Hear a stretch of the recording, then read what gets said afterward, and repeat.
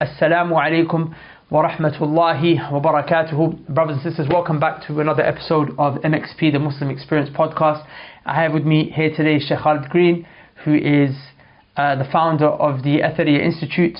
He's also, mashallah, he studied in Yemen and Saudi Arabia with many of the ulama and the mashayikh that are known to us. Alhamdulillah, he's given up some of his time to speak with us, inshallah ta'ala, today with regards to how we can navigate ourselves in the current climate. And with regards to the current climate, I'm talking about the issue with regards to the racism and the oppression that we've seen that's been taking place in America and all over the world, to be honest. Sheikh, salamu alaikum. Wa alaikum salam wa rahmatullahi wa barakatuh. Hayyakum Allah. Hayyak Allah. How you doing today, Sheikh? Everything good? Alhamdulillah, everything's okay, and it's a pleasure to be here and to be engaging with you and talking about such important topics. May Allah subhanahu wa ta'ala preserve you and bless all those listening, and la'alana nastafid. Hopefully that we gain some benefit from it. Ameen. Barakallah fi, barakallah Shaykh. Wallah, it's a true honor for us to have you here as a guest. We've been wanting to get in touch with you for a long time, but qadarullah ma sha fa'al. You know, life is just busy, but alhamdulillah, Allah Azza wa Jalla has facilitated it for us now. So Shaykh, to dive straight in, inshallah ta'ala, I want to kind of give the viewers that are listening an understanding of what really is Islam's stance when it comes to racism. Because the intention behind the question is twofold. The first reason I'm asking is because some people are of the view that Islam promotes racism.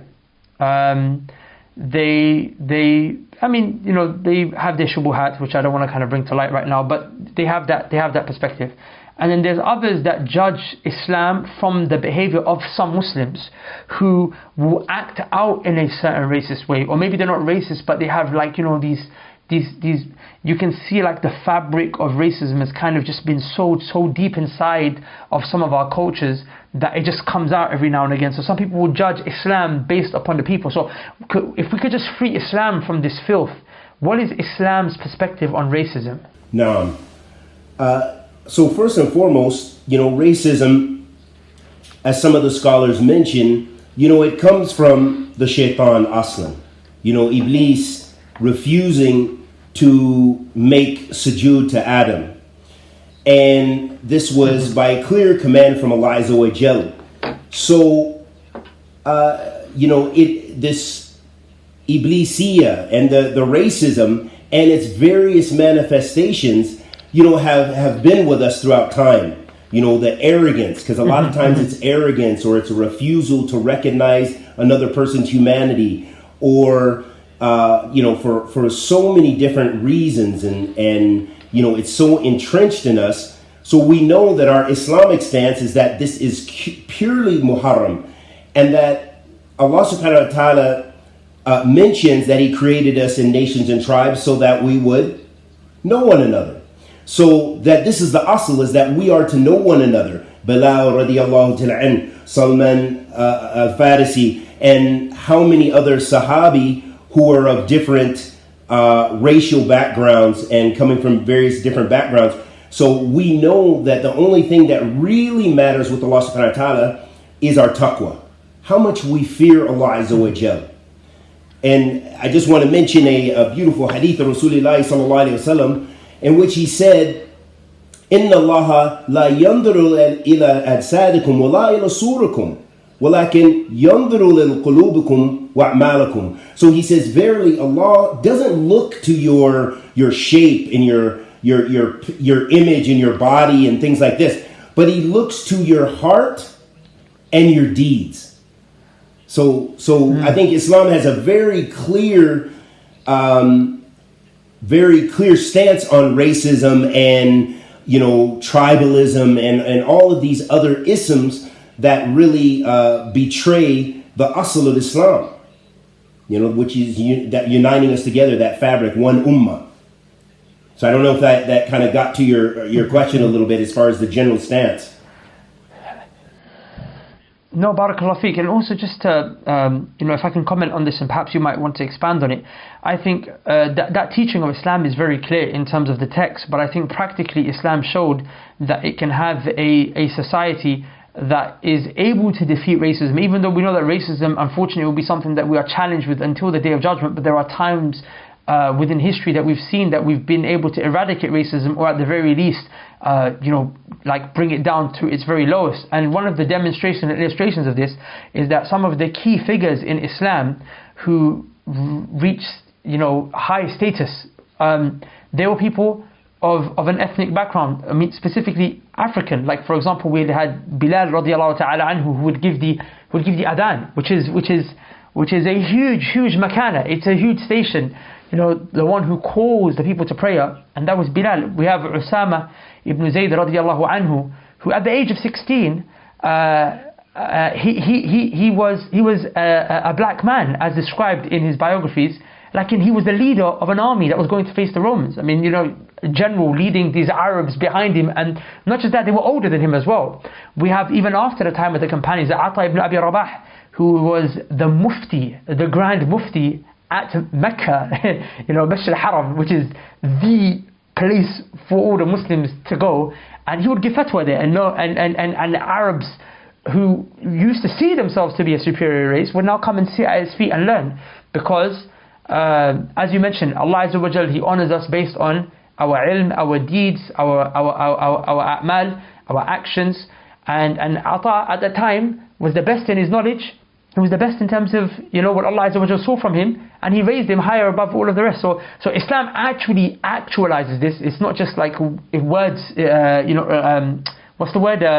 Lip service, but it's actually something that we do. So did you want to expand on that, perhaps, Sheikh? So I think, recognizing, again, you're talking about those early generations, and it's not that it hasn't been at times when maybe it was less. And I think there's always been a degree of that social mobility in Islam, even from one being a slave up onto the highest ranks and potentially being the Khalifa or what have you, the leader of the Muslims. But that does not necessarily mean that racism was ever eradicated. Islam has that stance, but us as human beings, we are where, we fall short with regards to our duties, because you'll have people who are in positions and who are could have even reached levels of scholarship, who are no doubt a product of their environment and who feel and who also can sometimes be racist, plain and simple, or looking and distinguishing between tribes or what have you. So it's this is not to say that it's impractical, abadan. That's not what I'm saying. But what I'm saying, I think we should have a correct tasawwur. I remember listening to one of the du'ats, and I won't name his name, and he was talking about slavery, and I thought it was a topic really that I was kind of surprised that he would take on, and I didn't really feel he was really qualified to talk about it. And he kind of praised slavery and made it to be some really glorious institution, and not really recognizing some of the realities and some of the brutalities that was amongst Muslims enslaving other human beings, and how brutal that can be, So I think a lot of our overall education as Muslims is recognizing that fact and not glorifying something and taking it out, having a correct tasawwur, having a correct image or outlook on these institutions and what's happened in Muslim history. We shouldn't be blind to that, because when we remain blind, that keeps us really from going forward and making the changes that are necessary. And that's the same with the racists that we have in America and all the issues that we have, because there's a lot of people. I mean, it's amazing, as your boy Trump, he always talks about fake news, okay? But they have a totally fake reality in a narrative about, it's like they sell a whole different reality, and due to that selling of that reality, it makes it impossible to change. I mean, there are people who literally came around and pulled up at gas stations. We had numerous encounters like this where you would have what we refer to as white rednecks, basically, Caucasians that were, very racist and what have you, pulling up to gas stations. And when Trump was elected, saying, you see, we're going to get you back in chains. Literally people saying this, like we're going to implement slavery again. It shows how ignorant and how backwards and how sheltered and ignorant some people are. So that's why as Muslims, we should never be ignorant to our own shortcomings and our own realities, because this is what's going to help us by recognizing the racism within our communities, the racism that we, have had throughout history, help us to go forward and overcome those things. Otherwise, we won't even address it. If you don't think it's a problem, then it isn't a problem, And so, for some anyhow. Barakallah, Sheikh, I want to kind of bring you back to a point that you mentioned, just from the angle of trying to get a bit more clarity. It's a bit of a digression because our topic of discussion is not really about slavery, but since you mentioned it, I thought it would be beneficial to just touch on it briefly. So you mentioned that there were some, that obviously there are some manifestations of the institution of slavery that did actually pan out in quite a brutal kind of way. So can you just explain to people what is the correct tasawwur of what slavery was Islamically, as in what the Islamic concept of slavery was, and then how it might have been practiced? That's a very a deep, complex question. Just because I don't want people to misunderstand and think that the Sharia was intending brutality. Yes, no. So So in a very clear, we definitely distance the Sharia from the brutality of many people's practice. And of course, that slavery is something that's instituted when jihad fi sabilillah is instituted as an institution. Okay, that this is something that is permissible, that is from the Shar. So we don't argue and debate that. The problem is how we as human beings and in our shortcomings, practice that institution. And how it, I recently, actually about a year ago now, I went to Tanzania and I visited one of the slave ports. And wow, that was just really heartbreaking. And of course, these were Muslim traders, because that, became, I visited Dar es Salaam, which is Dar es Salaam. And, but I visited some of the slave ports of Zanzibar and the well-documented history of some very famous slave traders that were Muslim slave traders, and how brutal they were. Like, you don't work, then we'll just kill you. We'll kill your child too. And they had pictures, and it's so there's a tension there that this is not something that we just rush to practice and implement. This is under a particular set of circumstances for a particular set of circumstances, without going into all the details and the nuances, because it's pretty detailed in that fashion. But this is the thing of our practice. It really comes down to, with everything, as you mentioned, the ilm, the knowledge, correct, sound Islamic knowledge, and the practice of that knowledge. Al-ilm qabla qawli wal-amal. That we need knowledge should precede our statements and actions. And so that could be from the smallest institutions to the biggest. Absolutely. Barakallah fi Shaykh. Jazakallah khair. So, Sheikh, if you could maybe just shed some light for us now with regards to the situation in America, and then I'm going to ask you a follow-up question that goes above and beyond the States, but just so we can kind of, because unfortunately, I've seen a few things online that have recently really upset me. I was actually just on the phone to one Riva brother, who's mashallah, a young brother on the Sunnah, Allah barik. He came to Islam a few years ago, and he usually doesn't get upset, and he's quite hard-bodied when it comes to these kind of things. But this whole issue and everything that's happened online has really kind of it's really disturbed him, and he's one thing that really affected him was that he saw that there were some like people from other ethnic minorities, which I won't mention, but other ethnic minorities that were kind of basically downplaying the struggle and how hard it might be for African Americans, saying, so can you just like let us know really, like, Sheikh, what is the reality, صاحب البيت أدرأ ما فيها. So, you'll be able to give us a... So you're talking about the reality of what the African American experience, or the reality of... Yeah. So... Yeah, of the racism. Like, is it really, is it as bad as we're understanding it to be, or is it perhaps even worse? Right.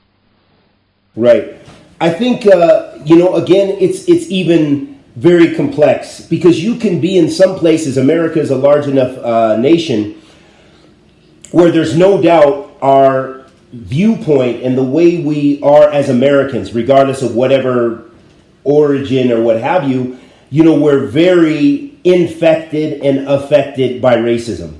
Okay, it's a part of the narrative, but many people are really afraid to talk about those issues. So what I would say is, because America is so big, that there can be people who actually grow up and not really feel those stings of racism, not be aware. I would say even myself, that I began in a city, Seattle, Washington, and it's a fairly liberal place. It has enough of its own fair share of racism, but still, I can't say I really had any really racist, brutal encounters, aside from a little name calling. Then we moved to the suburbs, and the suburbs was predominantly white.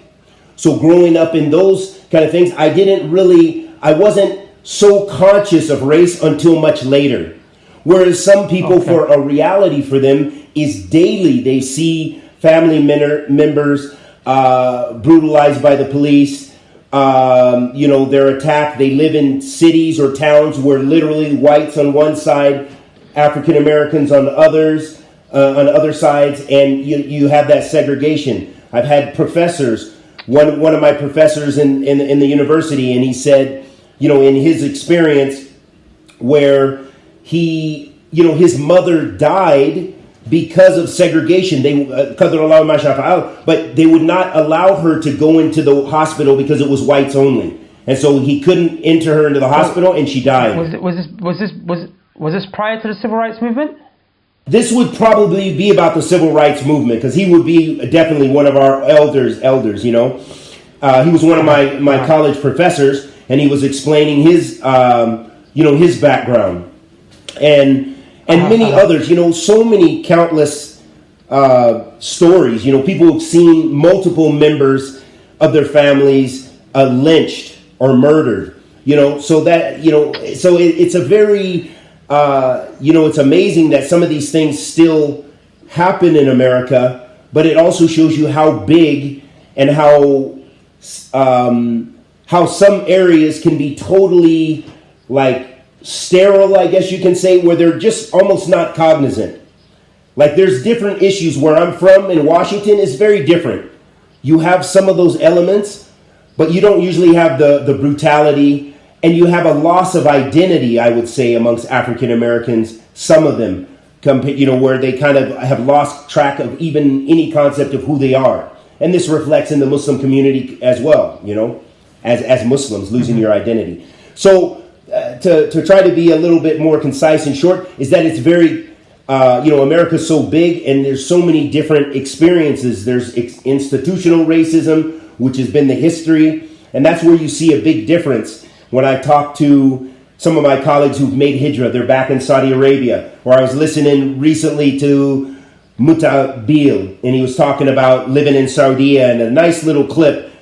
And I saw that video. Very nice, mashallah. And I thought that was beneficial. And he was talking about, hey, if this was in, this is the reality of America, but here in Saudi, he was, talking about how comfortable it was for him there. But also Saudi, like any other place, has many intricacies of racism. I've witnessed many things, but the racism is very different. It's not violent. Not as where the American experience, we've experienced lynching, we've experienced shooting. My stepfather told me the story about how when he was young, and some local whites basically they would just come up and try to, just take your land. Just literally like, we want some of your land. And he said his grandfather came out with the shotgun and said, no, I don't think you're getting any of my land, and he put them in their place. We've seen countless scenarios like this, and this is a reality, and it's a reality of survival in America. It's unfortunately, it's a very violent society, a very nuanced society, and we live in a very racist world, but America is very, very race conscious. There's just no way you can hardly get away from it, and deal with reality. Yeah. Okay. SubhanAllah. Yeah. So Sheikh, yeah, go ahead. Obviously, being a person who's mashallah, you've travelled the world. You've seen the Muslim world, you've seen the non-Muslim world. How is racism in other parts of the world in comparison to America? How do I find racism, you mean? Yeah, how is it? Like for example, it's not just in America. I don't want it to seem like it's just an American problem. It definitely is not. Like I said, I could tell you countless stories of Saudi Arabia. Okay? And it's not to belittle Saudi Arabia, but we're just talking about the reality of this disease, For example, I had a colleague, he was African American, non-Muslim, and he came to Saudi Arabia really with the intent to study Islam. He was kind of interested. He was very close. But he told me, he confided in me once because we're driving home, and he said, man, I can't be Muslim. He said, after I see the way the brothers treat their own brothers. And he was mentioning how he was with some Saudi students. They were driving him home. They went past a park that we used to live by. And they said, teacher, look at the animals over there. And he said, what are you talking about? And it was basically some Bengali workers were working, cleaning up the thing. And so this really had a great impact on him in really not embracing Islam, He's like, I'm really cool because I don't see that Islam is lifting, someone to any other level. We're all, we still have the same issues. So there are countless, issues like that, that you'll find. But usually what I find, compared to America, generally I would say we don't witness the violence as much. But if you were, for example, living in Yemen, you might see, I've seen the Yemenis oppress the Somalis. I've seen how they interact with them. I've seen Yemenis, I even tried to stand up once, and then one of some of the Ashab Sunnah there say, Khalid, this is really not your fight, just stay out, this is, because there was like 20 Yemenis beating this, messing the Somali guy. But the guy was drunk, is what I didn't know. He was drunk, and so they were, like, what, but anyway, you just witness. I mean, I've seen police beating Somalis, Yemeni police beating Somalis in police cars and blood, and where they're in the other room, and this kind of thing. But generally, like I said, America just usually enhances the violence. They take it to another level, as we saw, which was witnessed on camera, 2020, and this guy is just, putting his knee until this man dies in the back of his neck, It's just, it's unbelievable. And this is the supposed, so-called, just and civilized and, advanced and allegedly democratic society. But you don't even see them. You see so much hypocrisy in their own policies and values. You see the hypocrisy, and it comes to get them, But this is nothing new, I know the UK has their own history and, so many places. Yeah, well, Allah understand. Yeah. Allah understand. That's why I say there's gradations, Yeah. Sheikh, one thing that I like to always try to be is I try to just be honest with myself and with Allah subhanahu wa ta'ala and just try to be authentic. The reality of the matter is that, when you're mentioning about this racism in Yemen and Saudi Arabia, like even me as as a person who I like to think I'm someone who's an advocate against racism, someone who is actively quite outspoken with regards to kind of injustices, but it always almost kind of makes you feel like uncomfortable to hear it. And I think that this is the problem that's inside of us, is that we don't want to talk about it that we want to kind of brush it underneath the rug, and we don't want to realize that this is a problem in our people. Like, I mean, to be honest, I expect it from a kafir, because I mean, he done worse to Allah. He done shirk billahi azza wa jal. He associated a partner in worship with Allah subhanahu wa ta'ala. I mean, he didn't give his Lord his right. He's not going to give, a fellow human his right.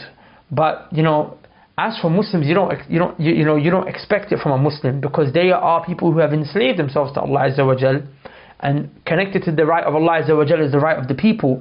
So it's like, but we don't want to, I think this is the thing, is that we don't want to realize. It's actually making me angry now that I'm thinking about it. Is we don't want to realize how deep the problem is inside of us. No. Yes.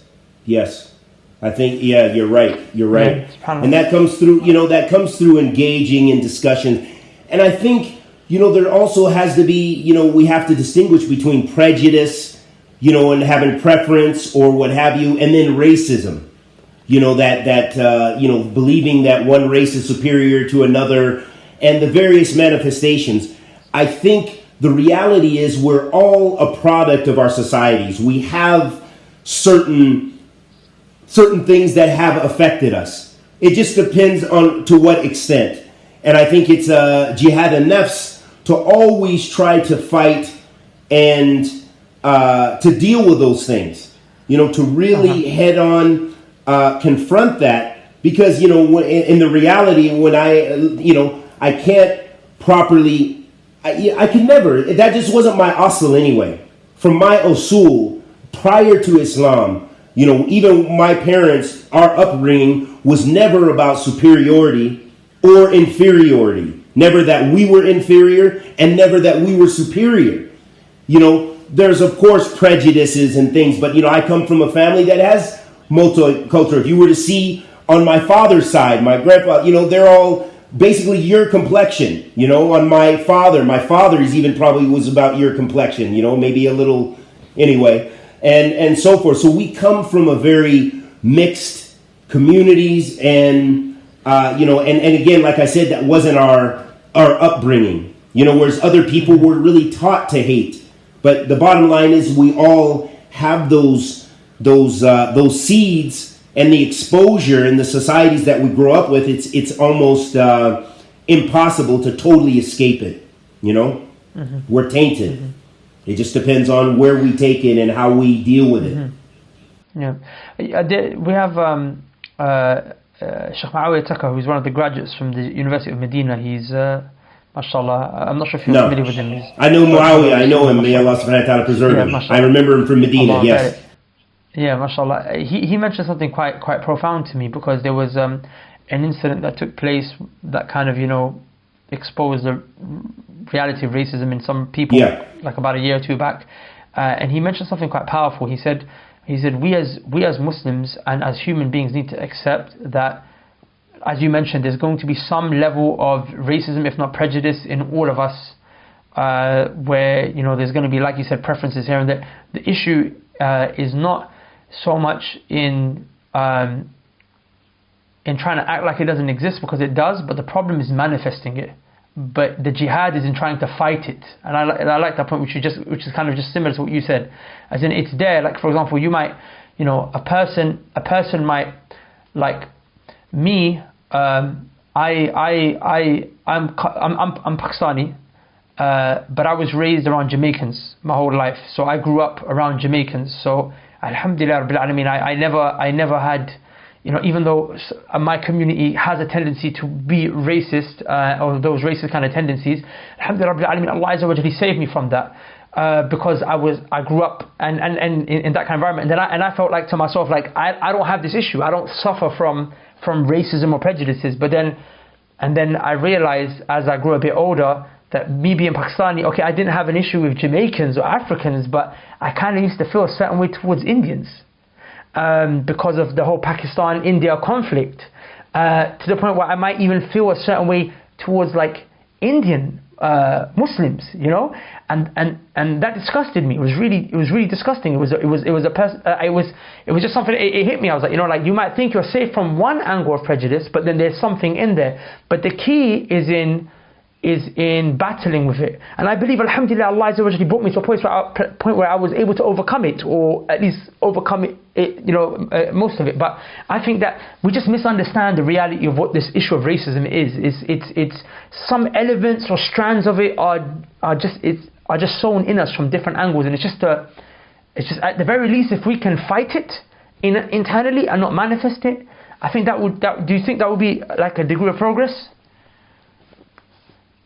Well, I think that's an excellent question, and I think at least fighting it. I think, and being real about things. I have some old friends from prior to Islam, and we usually get together annually, go hiking or do something like this. And we've had some interesting discussions about race and stuff like this, and a lot of the dynamics, because they're Caucasian. And so, I think,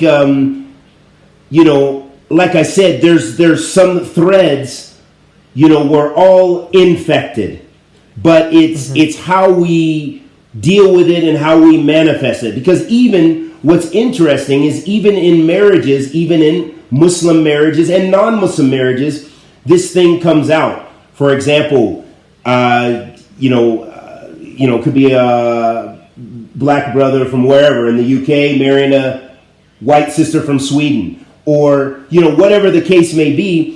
But you sometimes, in the heat of the moment, you see some underlying that racism and see where it comes in. Even in the bonds of marriage. I'm not racist. I've never been like that. I've never been like that. Boom. And then some opportunity or some negative scenario,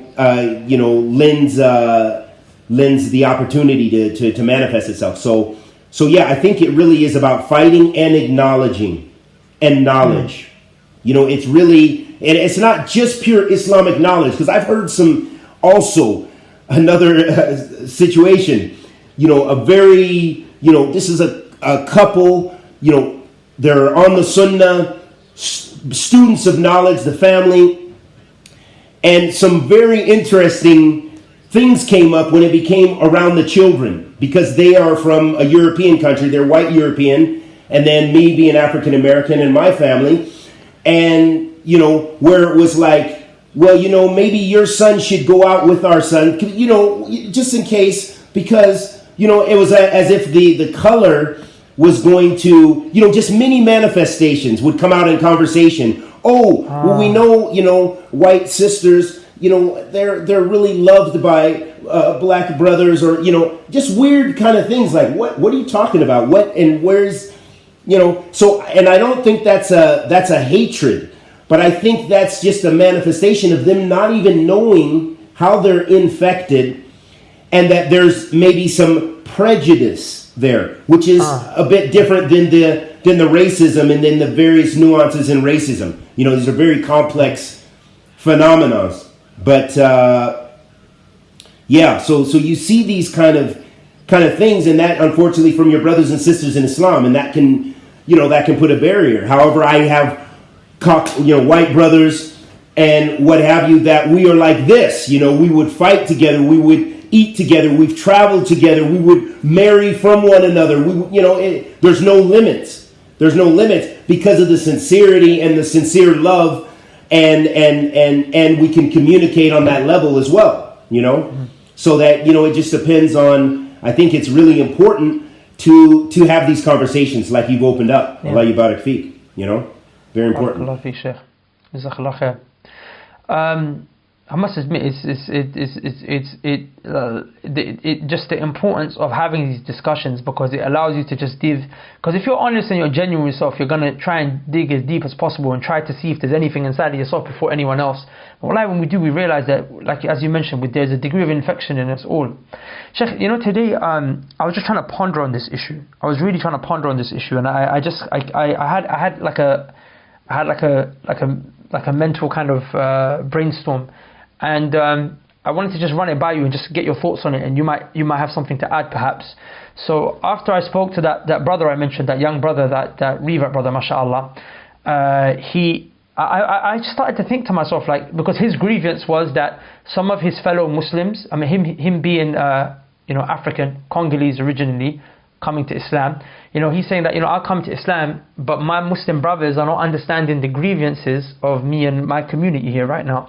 So that kind of upset him a bit. So then I start to think to myself, why is it that, for example, people from the other areas of the Muslim community are not really being, not sympathetic, but empathetic? Why are they not empathizing with regards to the struggle and the pain here? And I said to myself, it's quite shocking, because you see, Muslims, we are not strangers to oppression.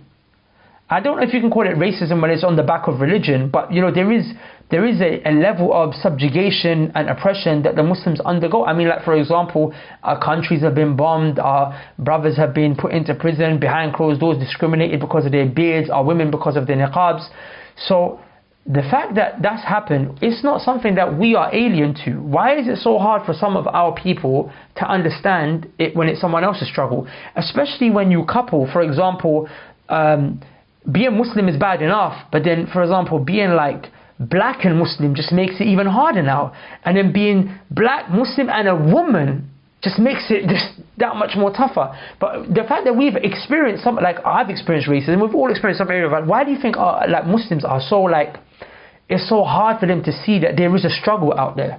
Not all, of course. I think a lot of people show some positive signs. I think overall we've seen some amazing things. You know what I'm saying? The Muslim community has come together, and I've seen some amazing stuff. The Somalis in Minnesota coming together with the African Americans. That's beautiful. But it's just that there's always these rotten apples that spoil it for the bunch. Why do you think so, Sheikh? Wow, yeah. I think, again, that, it is a lack of empathy. And I think also the complexities of everyone being caught up in their struggle, their own issues.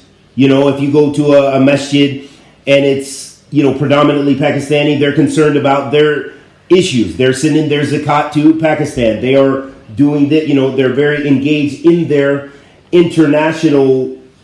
national community or what have you, and their identity.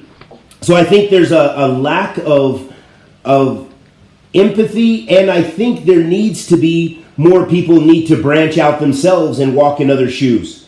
Not necessarily that they are oppressed, but they really need to expand their horizon. And I'm thankful to Allah subhanahu wa ta'ala to have traveled to kind of see different communities, living in Yemen, living in Saudi, visiting other places, Indonesia and Ethiopia many times, in different places, and to see how different people live. And that gives you a whole different, to travel is invaluable, and it gives you a variety of perspectives. You need that engagement to be able to empathize, and if nothing else, don't be an obstacle. You know what I mean? I think that's the least we want. We want at least don't be an obstacle. So if you don't, you don't have to come, and you don't have to, you don't even have to help. But this is your Muslim brother, and don't be a part of the problem. Don't hurt us more. People have left their families, they left their communities, and then they come to Islam and they expect that this is their new family, and then some of the hurt and some of the disappointment, it causes people to leave Islam, So this is very important to be, we need that, we definitely need to reach beyond the borders, if you will, or reach beyond our communal barriers. We need that. We need to have brothers. One thing I've noticed, and seeing a few clips on, some of the dawah and the different brothers doing dawah in the UK, I've seen, mashallah, especially amongst the youth, a lot of that more multicultural. You'll be in Hyde Park, this brother's Pakistani or Bengali origin, and this one is Congolese. You see that. You see amongst the youth that there's a bit more, that they're kind of waking up, and they're, more multicultural, which is important, because that's Islam, really. It's that Islamic brother. Al-Muslim akh al-Muslim. Yashudduhu ba'dahu ba'da. The Muslim is a brother to the Muslim, and they strengthen one another. That's real deep right there when you think about it. Well, it's really, really deep. If we reflect, if we practice. Yeah. So, I think that's very powerful. That point you mentioned, even like something that shocked me, this really stood out to me. I didn't vocalize it, I didn't make a video on it, but it was just my own personal thought process. So we done our biggest ever conference that we'd ever done. It was called KnowledgeCon, not the one that we just had last year, but the year before, and we had various different du'at that were there, from Sheikh Muhammad Tim Humble, and Sheikh Muawiyah, and many others, and one thing that really struck out to me was that we had about 8 different panelists, all except for 2 were not born Muslim. They were number 1 reverts, and not just that. From those that were reverts, 3 were born Muslim. The rest were reverts, and those who were reverts, most of them, except for 1, were all from an African Caribbean background. So I was like, wow, that speaks volumes, because there would have been a time where you would have gone to the masjid and it's the sheikh's from Bangladesh or Pakistan, and he's only talking in his language. He's refusing to give the khutbah in any other language. But now, alhamdulillah, that diversity is happening. So do you think that, I mean, there is obviously this problem that's still there, but do you think that there are things for us to be, I don't like to use the word proud, but things for us to kind of feel a bit like, there is some progress being made, that it's not all doom and gloom? Or do you think that maybe...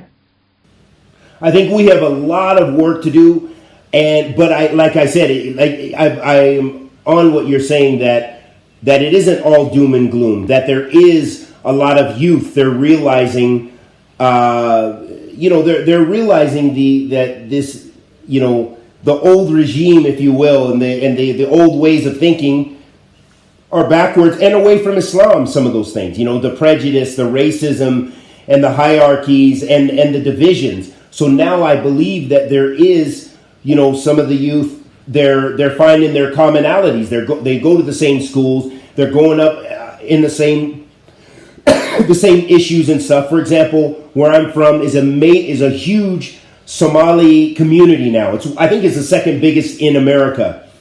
And so, we have now a good 20 years of, steady Somali migration, and, it's changed. And so they've had to deal with losing their youth, and their youth being like the non-Muslim youth.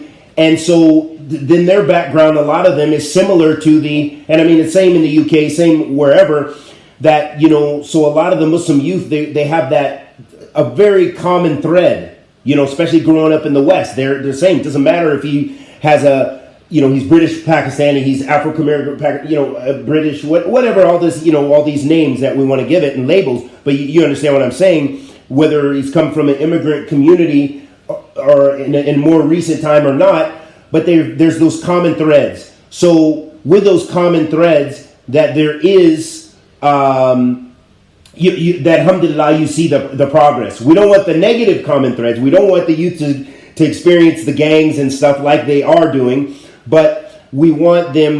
We want the youth to share that commonality in the good way and go forward. So yeah, I think there's definitely positive with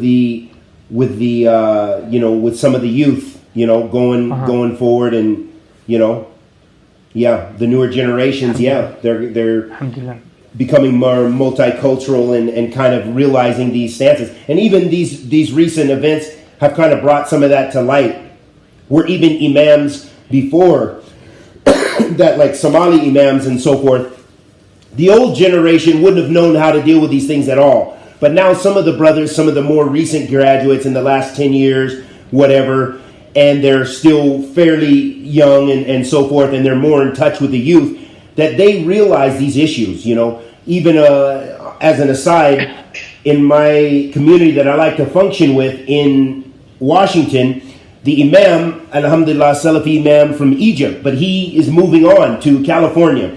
So now they have no imam. I had so many, it was really just shocked me, because I had just come back from Saudi now permanently.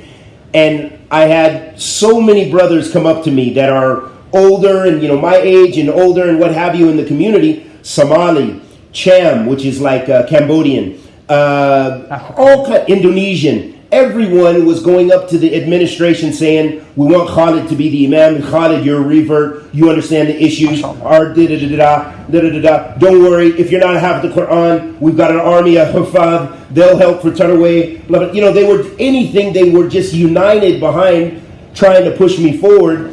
And so that was something in and of itself was pretty amazing, especially where I come from. Because most of the brothers from my community, meaning that African American background and even reverts, we hardly have any that have really studied beyond just a little bit. You know, I'm just like the one who, alhamdulillah, Allah favored me to live overseas for quite some time and do some studies and so forth.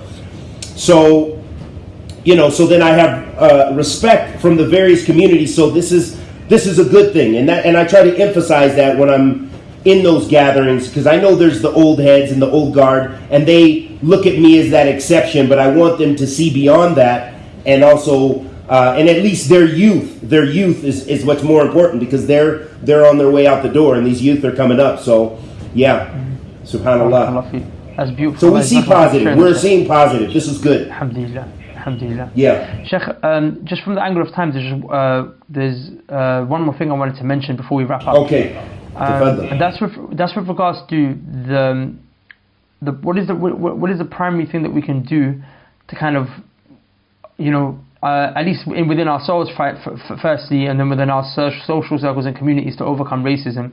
So again, just reflection and pondering upon this issue, I had just my take on it, and then I'd like you to give yours and perhaps even correct me if you feel like I may have got it wrong. But I just pondering today and just having some, you know, personal time to reflect, it just dawned upon me how the issue of Tawheed is so essential in every factor of our lives, and how Tawheed is actually the ultimate solution to all of our problems, such that if Tawheed, which is to enslave yourself to the worship of Allah subhanahu wa ta'ala alone and no one else besides Him, in that is an affirmation of you being a slave. As Allah is the master, Alhamdulillahi Rabbil Alameen, Ar-Rabb, now straight away from the mafhum is that the understanding is that then you are the slave.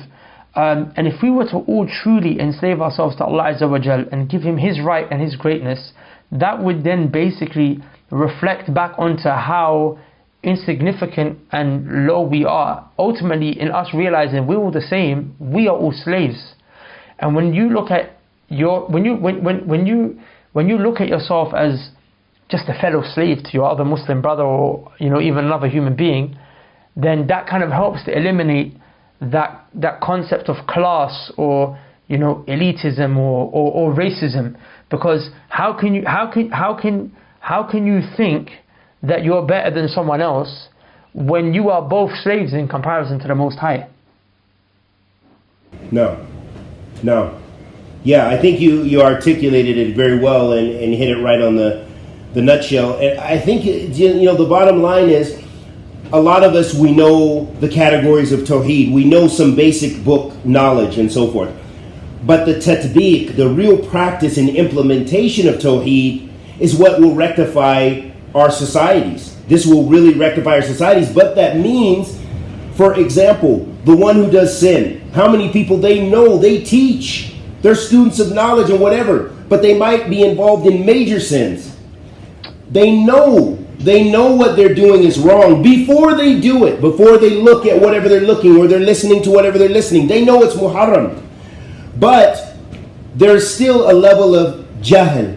There's still a level of ignorance, and there's a level of ignorance because they're not implementing what they learn, or there's a naqs in their belief of it. Because we know Allah subhanahu wa ta'ala, Inna Allah la yakhfa alayhi shay'in fil ardi wa la fis sama. We know nothing is hidden from Allah subhanahu wa ta'ala in the heavens and earth. But yet we still look at the muharramat, we still listen to the muharramat, we still do directly the muharramat. How many unfortunately tulab that failed coming back from the places of Sunnah in Yemen, in Saudi and stuff, and they come back and they fell short, because we're human beings and we're weak. But at the same time, you know, we're at a, you know, if you study, of course there's more expectations of you, and more expectation and responsibility from your Lord. So again, it's implementing the Tawheed. You know, really, really believing Allah sees me. Oh, if I speak about this and I speak about this culture and I joke in this way about these ones, Allah subhanahu wa ta'ala hears me. Oh, that reminds me of the hadith of Rasulullah sallallahu alayhi wa sallam. You know, when that becomes alive and active for us, then, you know, and that influences our iman. Because again, it goes down to weak iman. You know, yeah, you can, all day you could say, Tawheed has three categories, Rububiyyah, Uluhiyyah, Al-Asma'i wa Sifat. You can say that all day, but really implementing and knowing and understanding before you push the button to know Allah subhanahu wa ta'ala sees me. I'm not going to do it lillah. Because I wouldn't do it in front of the people. If the people were here, they would never see me doing this. And likewise with the racism, and likewise with everything, all of our issues that we face. So it's very important. That's why I am always emphasizing the importance of knowledge, because knowledge is light. Knowledge elevates you. The more Islamic knowledge you have, you know, it just gives you, it teaches you how to practice. It teaches you how to implement in your life, how not to be so dependent on others even.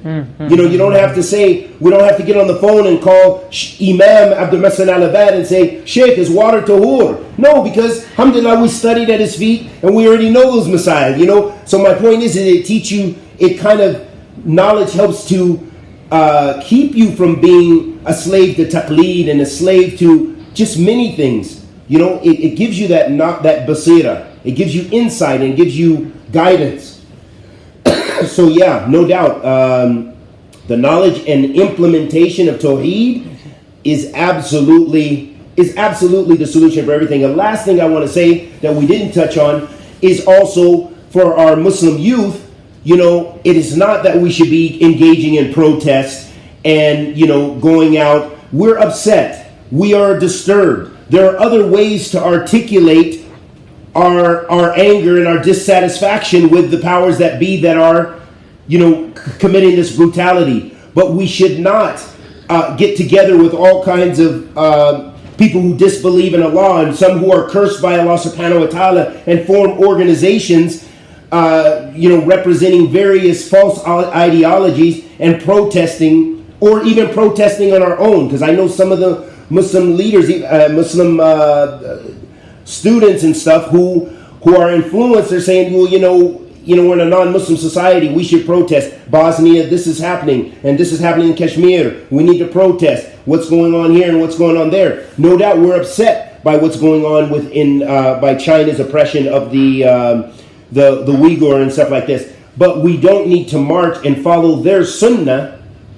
but we should stick with the Islamic way of dealing with those things and encourage people to return back to the religion. Try to rectify those ranks of all those people who want to march. They will never come together to march for Tawheed or anything, or even the practice, or even pray together, a lot of them. But they'll come together to try to influence China and begging a non-Muslim power to rectify another non-Muslim power to not oppress the Muslims there. It just doesn't work. It doesn't work that way. But so that's just another point I wanted to touch on, you know. Barakallah fi. I'm really happy that you mentioned it. Jazakallah khair. I'm truly grateful that you've given us your time out of your busy schedule. You know, it was literally last minute. You managed to arrange this within, I think, almost less than 24 hours. Shaykh, Jazakallah khair. Thank you so much. I'm really truly grateful.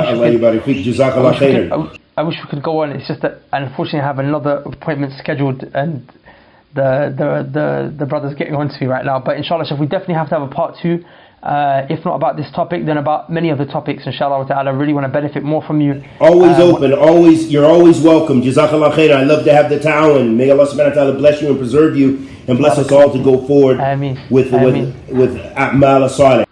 Ameen, ameen, ameen. Hayyakum Allah. Barakallah fi shay. Also, inshallah, we want to hear more about your Athaliya Institute. Inshallah, if you have like a link or a website, I can put it at the bottom of the video so everyone can benefit and start visiting. And also the YouTube channel for everyone that's watching, inshallah, Sheikh Khalid's YouTube channel, I'm going to link it below so everyone can go and benefit. I think there's over 5,000 videos there, Allah barik. So there's lots of content. I've been busy for a little bit, yeah. Allahumma barik, Allahumma barik, Allahumma barik.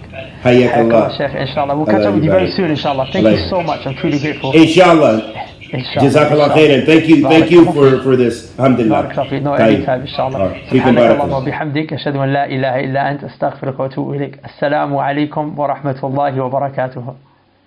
Wa alaikum salam rahmatullahi wa barakatuh.